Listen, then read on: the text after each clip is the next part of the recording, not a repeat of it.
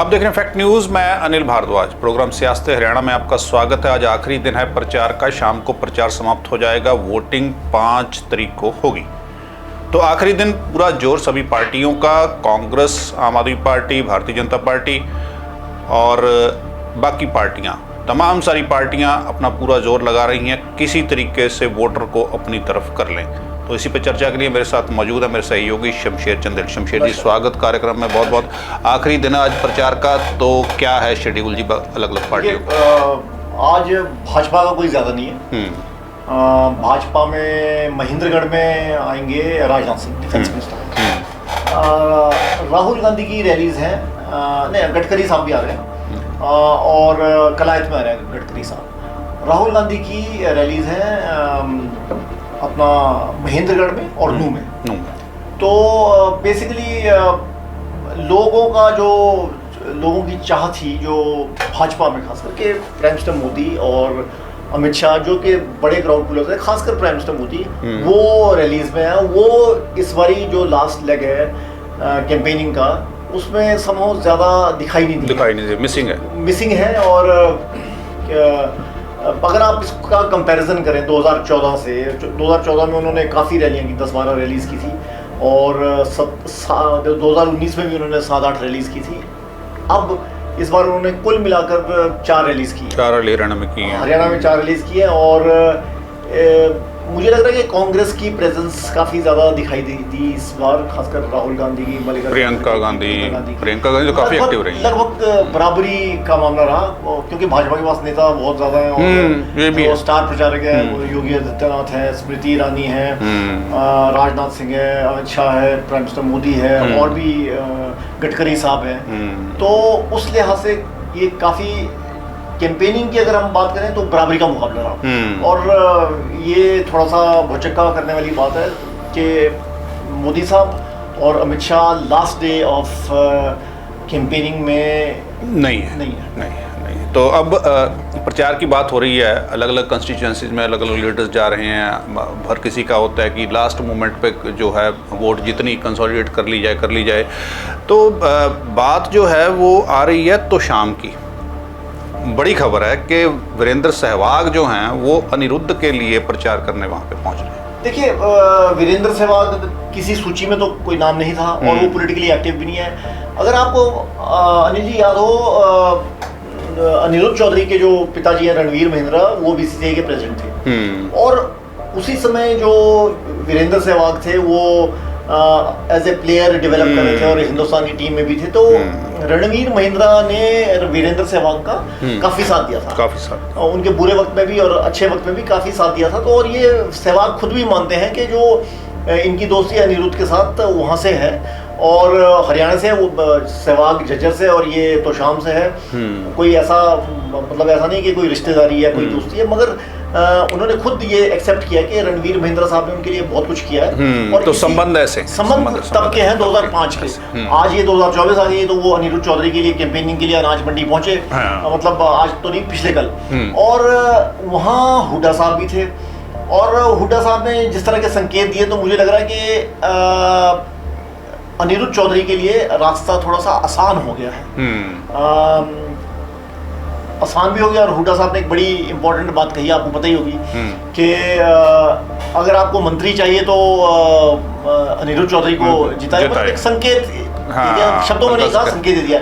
जब आप इस तरह का संकेत दे देते हैं, तो ऑब्वियसली तो शाम की जनता चाहेगी कि उनके यहाँ का मंत्री बने, मंत्री हो। दूसरी बात ये कि श्रुति चौधरी किरण चौधरी की बेटी है, और वो नहीं चाहेंगे कि बिल्कुल भी कोई अगली पीढ़ी में कोई कंपटीशन। अभी अगर आप देखें, आदित्य सुरजेवाला है और श्रुति चौधरी है, वो भाजपा में चली गई। दीपेंद्र हुड्डा है। दीपेंद्र हुड्डा के लिए भी कोई कंपटीशन नहीं है। और वो उधर भजन लाल के पोते भी हैं। हाँ, वो बहुत ही यंग है अभी, तो क्योंकि बिश्नोईज की अपनी किश्ती संभल रही है, तो वो तो बहुत दूर की बात है बिश्नोई की।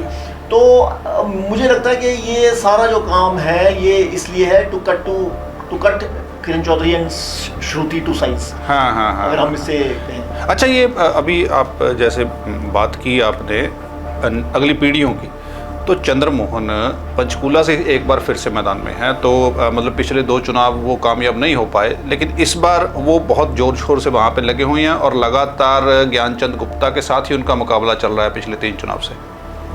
अनिल जी, चंद्रमोहन वो व्यक्ति है जो कभी डिप्टी चीफ मिनिस्टर थे। हाँ। और अगर लोगों को 2008 से 2012 के वाक़ये, वो वाक़या जो है वो उन्होंने उसका नुकसान किया। अगर लोग भूल गए हों वो सारा कि वो सारा आप याद करवा दीजिए थोड़ा। उसमें उन्होंने एक पहले धर्म बदला, चांद मोहम्मद हुए, और वो प्रकरण जो था, हाँ, वो जो प्रकरण था वो फिर सेक्टर 48-49 में कहीं रहने लगे। हाँ, बिल्कुल। और उसके बाद वो वहाँ से चले गए, उन्होंने फिर वो तलाक दे दिया। हाँ। वो सारी चीज़ें, वो उससे बड़ा हल्कापन आ गया। और जब भी वो चंद्रमोहन जी जहाँ भी लोगों को मिलते थे उस समय, तो वो एक्चुअली जो प्रोटोकॉल होता है डिप्टी चीफ मिनिस्टर को, वो लगता नहीं था कि भाई ये व्यक्ति वो डिप्टी चीफ मिनिस्टर है। वो सारी चीज़ें अगर लोगों को याद होगी। तो मगर एक और चीज़ है ना अनिल जी के 2008-12 के बाद कितने यंग वोटर्स हैं जो उस टाइम 10 साल के हैं, आज वोटर्स बन गए हैं।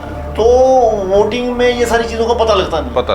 और उसी वजह से देखिए रिजल्ट कुछ भी हो सकता है, पर वो कोई पंचकूला से बहुत अच्छे कैंडिडेट नहीं है कांग्रेस के लिए। मेरा जो मानना है, ज्ञानचंद गुप्ता स्ट्रॉन्ग कैंडिडेट है, स्पीकर हैं और नीचे से राजनीति में आए हैं। चंद्रमोहन भी एक ऐसी फैमिली को बिलोंग करते हैं कि जिसका बहुत बड़ा रसूख है, पर उनके जो पास्ट है उसके लिहाज से ये मुकाबला आप ये नहीं कह सकते कि हालांकि भाजपा को एंटी इनकम्बेंसी वगैरह सारी चीज़ें फेस करनी पड़ेगी, पर फिर भी मुझे नहीं लगता कि इस कॉन्स्टिट्यूंसी का नतीजा एकदम से साफ है। बिल्कुल साफ नहीं है, लेकिन फिर भी देखिए आप, वो सारा प्रकरण हुआ, उसके बावजूद कांग्रेस जो है वो विश्वास चंद्रमोहन पे ही करती है वहाँ पे। हाँ, विश्वास चंद्रमोहन पे करती है, मगर इलेक्शन हारे हैं। और 2 इलेक्शन तो हारे हैं, 2 हारे, और उससे पहले कोई उनका जो पास था उसमें कोई ऐसी अचीवमेंट्स नहीं थी जो आप लोगों को बता पाए कि क्यों, कैसे, ये सारी चीज़ें।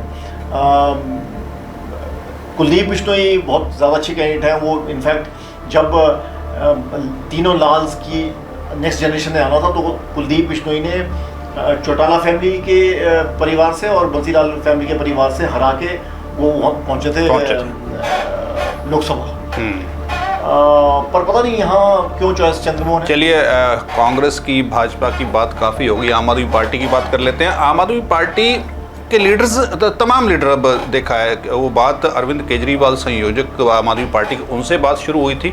उसके बाद जैसे जैसे इनका प्रचार आगे बढ़ा, सभी ने वही लाइन पकड़ ली और कह रहे हैं लगातार, हर लीडर जो भी हरियाणा में आ रहा है उनका, या हरियाणा के जो लोकल लीडर हैं वो, कि हमारे बिना सरकार नहीं बनेगी, हमारे साथ से ही अगली सरकार बनेगी। तो कौन कौन सी ऐसी सीटें हैं जिस पर लगता है आपको कि आम आदमी पार्टी का प्रभाव रहेगा या किसी दूसरे का खेल बिगाड़ सकती है?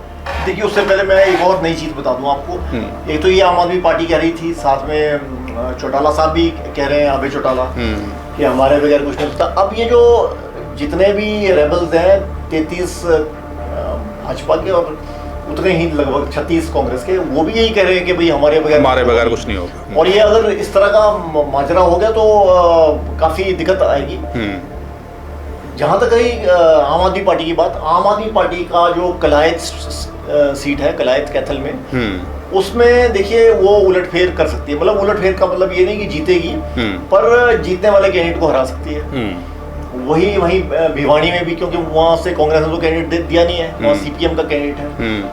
बल्लभगढ़ से, असंध से, ये सारी सीटें ऐसी है, मेहम से, जगाधरी में केजरीवाल साहब आए थे, तो केजरीवाल साहब जहाँ जा रहे हैं वो सीटें वैसी हैं जहां उनको लग रहा है कि भाई ये मामला फंस सकता है, जीत भी सकते हैं या हम बिगाड़ भी सकते हैं खेल।